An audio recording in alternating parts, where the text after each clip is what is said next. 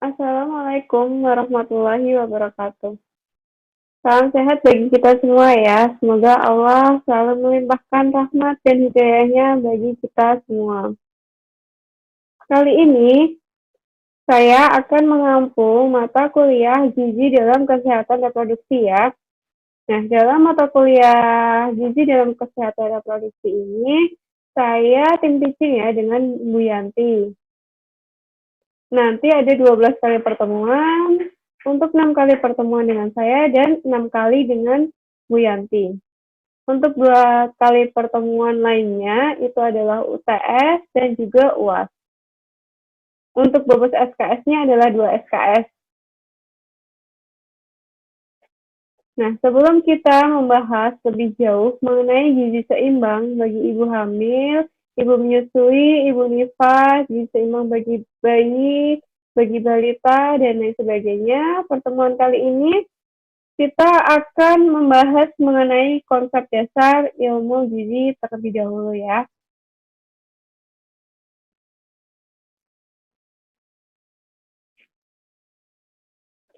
Nah, dalam konsep dasar ilmu gizi ini kita akan membahas mengenai yang pertama pengertian gizi, apa itu gizi, kemudian yang kedua sejarah, perkembangan ilmu gizi, perkembangan di luar Indonesia maupun di Indonesia, bagaimana nanti kita akan bahas. Kemudian yang ketiga adalah pengelompokan zat gizi menurut kebutuhan, dan yang keempat adalah penyebab dari gangguan-gangguan gizi. Nah, pengertian gizi awal mulanya itu adalah berasal dari bahasa Arab, yaitu al-giza, yang artinya adalah makanan yang bermanfaat atau sari makanan atau zat makanan. Jadi, ilmu gizi atau nutritional science itu adalah ilmu yang mempelajari hubungan antara makanan dan kesehatan. Termasuk diantaranya itu adalah kesehatan reproduksi. Sedangkan zat gizi atau nutrients itu adalah ikatan kimia yang diperlukan tubuh untuk melakukan fungsinya, yaitu menghasilkan energi, membangun dan memelihara jaringan, serta mengatur proses-proses kehidupan. Kemudian, status gizi itu adalah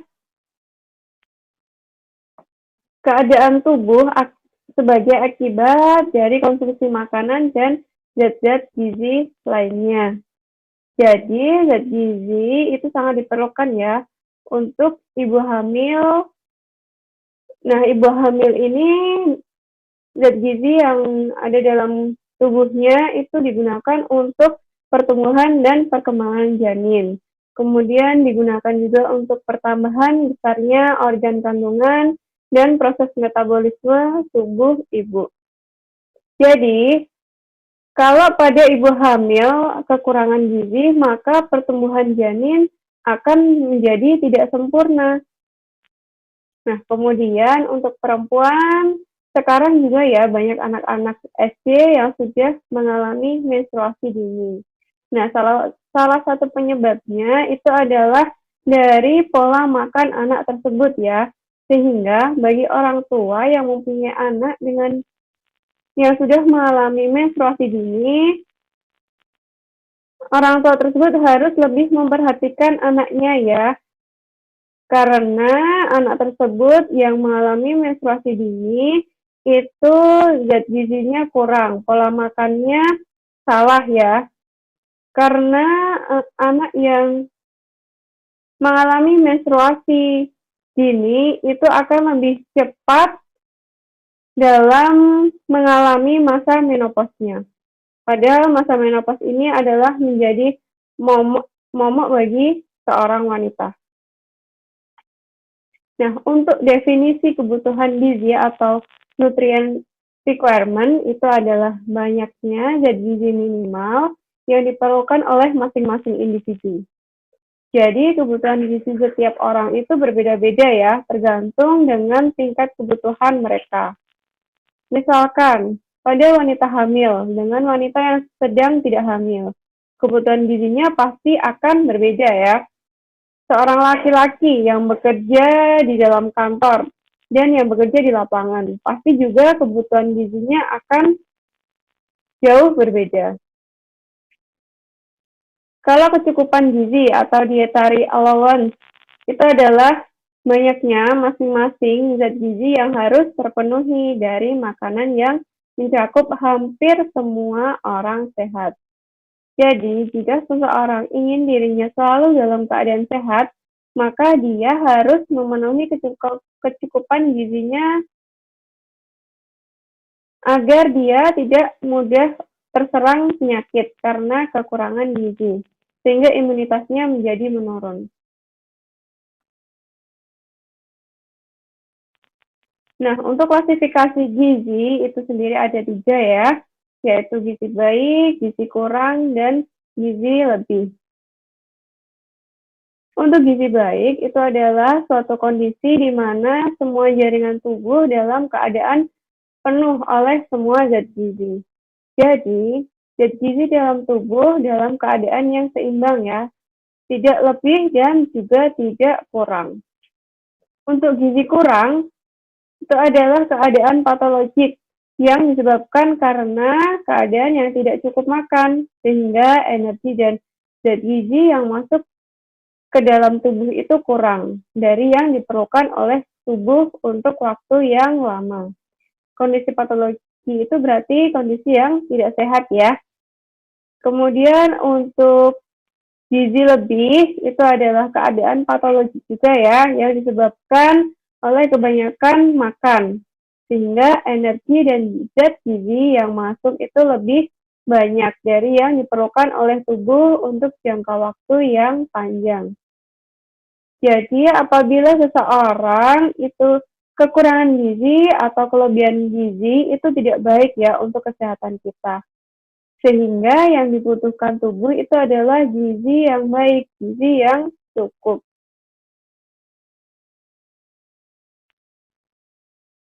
Nah, untuk sejarah perkembangan ilmu gizi di luar Indonesia, itu dimulai sejak abad 460 sebelum Masehi ya. Nah, pada tahun tersebut, Hippocrates itu menulis peranan makanan terhadap penyembuhan penyakit, yang merupakan landasan salah satu cabang ilmu gizi ya, yaitu ilmu dietika atau gizi klinik.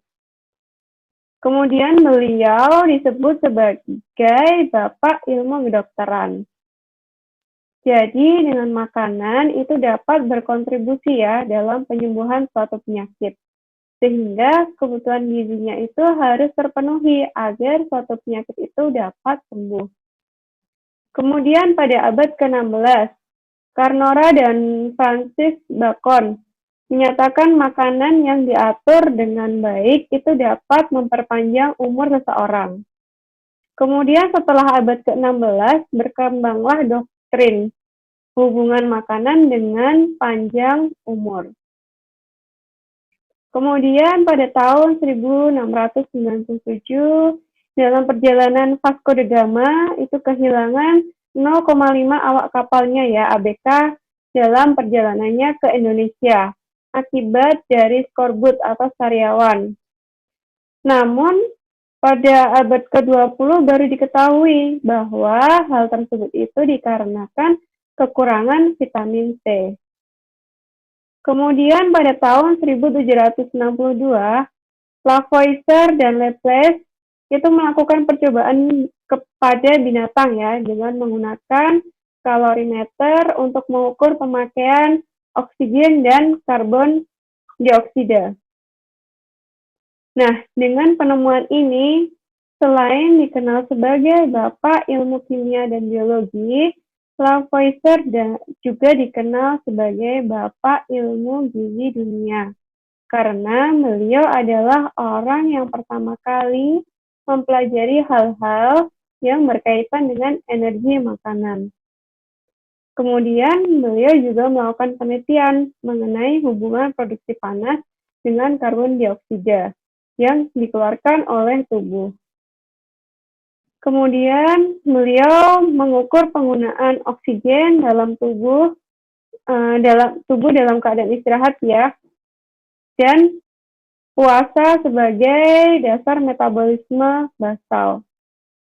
Kemudian pada tahun 1868, Atwater yang dikenal sebagai Bapak Ilmu Gizi Amerika itu adalah orang yang pertama kali mendapatkan perbedaan dari berbagai macam zat gizi ya dalam bahan makanan, yaitu karbohidrat, lemak, dan juga protein. Nah, Atwater ini dikenal sebagai perumus angka faktor 4:4:9, yaitu angka tersebut itu adalah angka konversi perhitungan energi dari karbohidrat, protein, dan juga lemak. Kemudian, sejarah perkembangan gizi di Indonesia. Awalnya itu dimulai dari pendirian Laboratorium Kesehatan di Jakarta.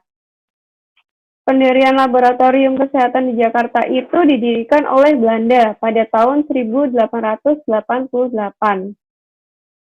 Nah, dari laboratorium tersebut, Eichmann itu menemukan petunjuk adanya hubungan antara gejala beri-beri pada ayam dengan beras giling. Nah, dia itu menemukan selaput luar beras itu mengandung zat mencegah dan zat untuk menyembuhkan beri-beri. Kemudian, dari petunjuk tersebut, Johnson dan Donat itu menemukan kristal vitamin B atau tiamin ya pada tahun 1926. Nah, pada tahun 1934, pemerintah Hindia Belanda itu memfasilitasi pembentukan lembaga Eichmann dan berdirilah Institute for Stock Feeding atau disingkat ICF ya. Nah, dari lembaga ini, Green,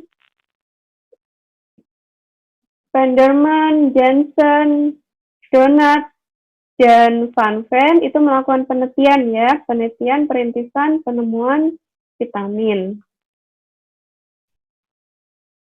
Kemudian pada tahun 1950, ICV itu berubah menjadi lembaga makanan rakyat. Nah, Profesor Porifol itu dinobatkan sebagai Bapak Gizi Indonesia atas penyuluhan dan penelitiannya mengenai gizi. Kemudian pada tahun 1980, Dr. Tarwoco dan kawan-kawan itu meneliti mengenai hubungan kekurangan vitamin A ya dengan resiko kehamilan balita di Aceh dan Jawa Barat. Nah, penelitian ini terbukti dengan pemberian suplemen kapsul vitamin A dosis tinggi ya, yaitu sebesar 200.000 international unit.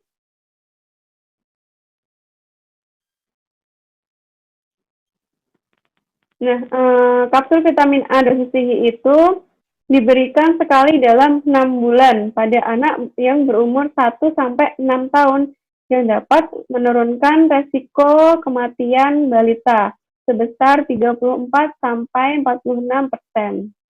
Nah, jika pembuktian penelitian ini dapat diterima oleh pakar gizi, maka Indonesia tercatat telah 2 kali ya berperan dalam perkembangan ilmu gizi dunia.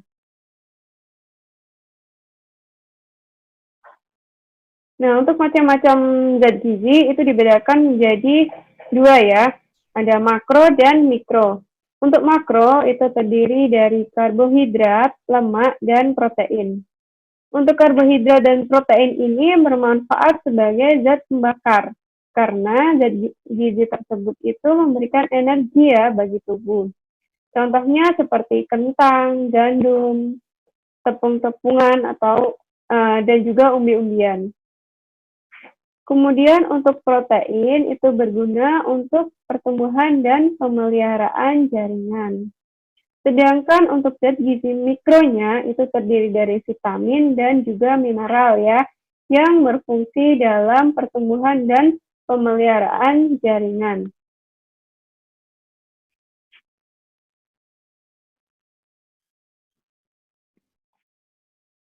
Nah, Zat-zat gizi tersebut mempunyai fungsi utama masing-masing ya.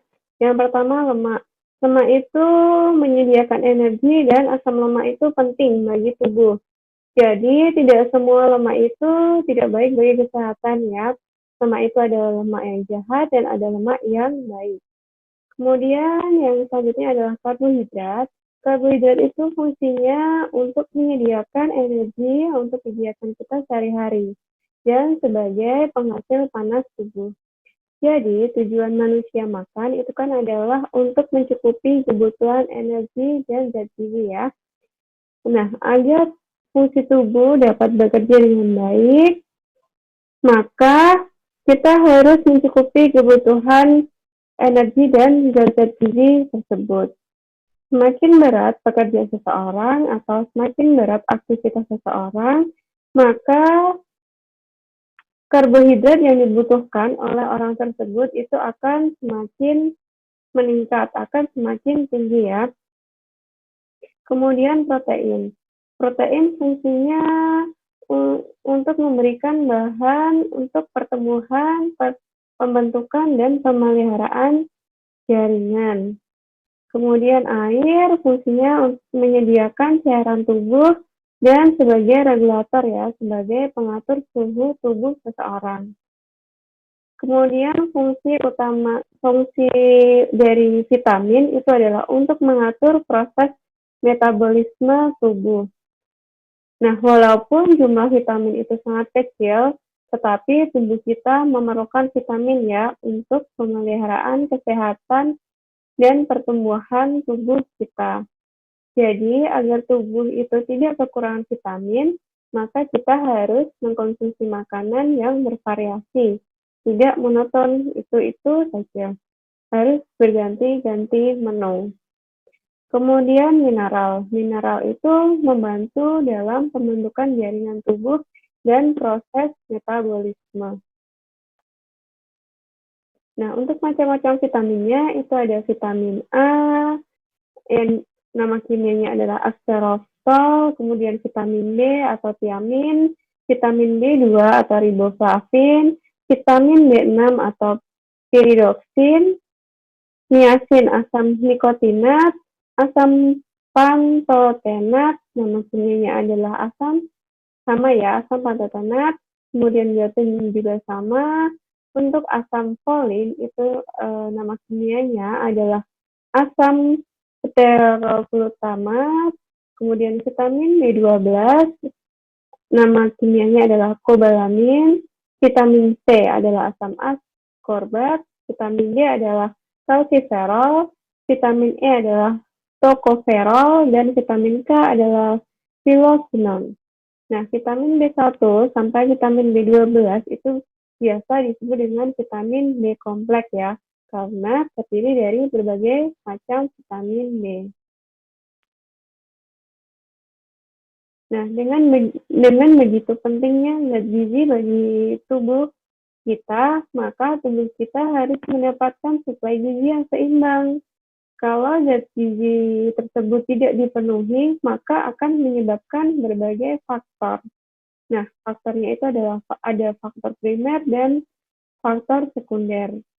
Untuk faktor primernya, yaitu kurangnya penyediaan pangan, kurang baiknya distribusi pangan, kemiskinan juga ya, lagi-lagi menjadi faktor penyebab terjadinya gangguan gizi.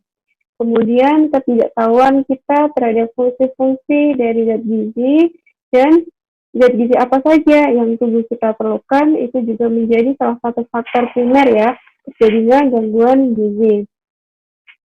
Dan juga kebiasaan makan yang salah juga akan menyebabkan gangguan gizi.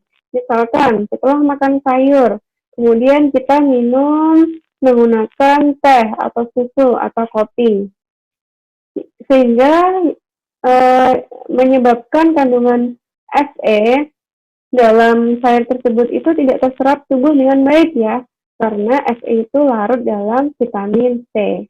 Jadi sebaiknya setelah kita makan makanan yang mengandung Fe, itu kita harus minum dengan air putih ya, atau yang lebih baik lagi adalah air jeruk. Kemudian untuk faktor sekundernya, yaitu yang pertama adalah gizi yang tidak baik, kemudian kelainan struktur saluran pencernaan, dan kekurangan enzim. Nah, hal-hal tersebut itu dapat menjadi penyebab terjadinya gangguan gizi, karena zat gizi tidak dapat terserap dengan baik dalam tubuh kita. Nah, akibatnya apabila seseorang kekurangan gizi, itu adalah yang pertama akan berakibat pada pertumbuhannya. Pada anak-anak itu tidak tumbuh menurut potensialnya ya, atau tidak tumbuh sesuai dengan kemampuan tubuhnya. Jadi yang seharusnya dapat tumbuh secara optimal menjadi tidak optimal ya karena kekurangan gizi tersebut. Kemudian anak-anak dari tingkat sosial ekonomi menengah ke atas juga rata-rata akan lebih tinggi ya daripada sosial ekonomi rendah. Kemudian akibatnya pada produksi tenaga itu kekurangan gizi yang berasal dari makanan akan menyebabkan seseorang ya kekurangan tenaga untuk bergerak, untuk bekerja, untuk beraktivitas. Jadi produksi tenaganya kurang. Kemudian yang terakhir adalah pertahanan tubuh. Akibatnya terhadap pertahanan tubuh juga akan menurun ya kalau kekurangan gizi. Nah, daya tahan tubuh terhadap tekanan atas stres itu akan menurun. Kemudian sistem imunitas dan antibodi tubuh itu akan berkurang ya, sehingga orang akan mudah terserang penyakit. Nah, seperti yang kita tahu ya, sumber imunitas yang alami yang dapat kita dapatkan itu adalah sinar matahari ya. Sinar matahari pada pukul 10 itu mengandung ultraviolet D ya, yang dapat meningkatkan imunitas tubuh atau antibodi kita akan menjadi meningkat.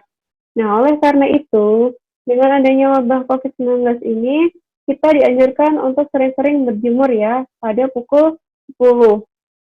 Jangan berjemur di bawah jam 10 ya, karena yang dipancarkan oleh sinar matahari tersebut adalah UVA. Ya, UVA ini mempunyai gelombang panjang ya yang dapat menyebabkan kanker kulit dan juga keriput. Oleh karena itu, apa yang sudah diciptakan Allah Subhanahu wa taala itu pergunakanlah dengan sebaik-baiknya. Memanfaatkannya dengan sebaik-baiknya. Kemudian yang keempat, struktur dan fungsi otak. Nah, kekurangan gizi itu akan berakibat pada perkembangan mental dan kemampuan berpikir kita. Otak itu akan mencapai bentuk maksimalnya pada usia 2 tahun ya. Nah, 2 tahun ini adalah masa golden age ya. Nah, kalau tubuh itu kekurangan gizi, maka fungsi otak itu akan terganggu secara permanen. Kemudian yang terakhir adalah perilaku. Nah, dalam berperilaku juga akan berpengaruh ya pada orang-orang yang kekurangan gizi. Mereka yang cenderung kekurangan gizi itu akan berperilaku menjadi tidak tenang ya, gelisah, mudah tersinggung, gampang menangis, dan juga apatis. Jadi kalau misalkan kalian sedang galau, makanlah yang banyak ya, agar gizi tetap tercukupi. Nah, kalau gizi berlebih pun juga akan berdampak buruk ya bagi proses tubuh kita. Karena gizi berlebih itu dapat mengakibatkan obesitas yang diakibatkan karena penimbunan lemak ya yang ada dalam tubuh kita. Sehingga dengan penimbunan lemak dalam tubuh kita itu akan menyebabkan penyakit degeneratif seperti hipertensi, diabetes, jantung koroner, hati, dan kantung empedu.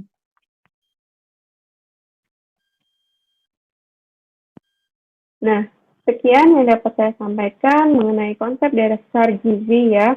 Pada pertemuan selanjutnya kita akan membahas mengenai manfaat gizi bagi wanita sepanjang jalur kehidupan. Nah, nanti yang kita akan pelajari lebih banyak lagi fungsi-fungsi dari zat gizi. Saya harap kalian bisa belajar terlebih dahulu ya tentang materi tersebut sebelum saya menyampaikan materi kepada kalian, sehingga kalian akan lebih mudah untuk mengerti, lebih mudah untuk memahami ya ketika saya menjelaskan nantinya. Akhir kata, saya cukupkan sekian. Akhir kata, wabillahi taufiq wal hidayah. Wassalamualaikum warahmatullahi wabarakatuh.